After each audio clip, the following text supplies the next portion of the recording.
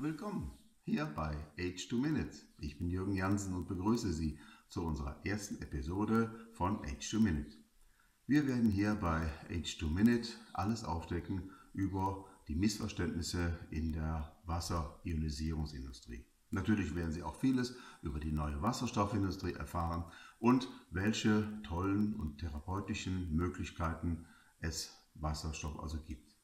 Nun, es wird sehr spannend und wir haben ganz viele Filme für Sie vorbereitet, die wir in Abständen Ihnen zeigen werden. Aber alle nur 2 Minuten lang, damit Ihre Aufmerksamkeit auch erreicht wird und auch behalten wird. Aber genug, um all dieses Wissen Ihnen rüberzubringen. Nun seien Sie einfach mal gespannt mit mir zusammen auf die neue Ära der Wasserstoffindustrie, denn wir werden alles auch nach der Grundlagenforschung der Wissenschaft Ihnen zeigen. Wir werden alles belegen können und wir werden natürlich Ihnen sehr viele spannende Informationen geben.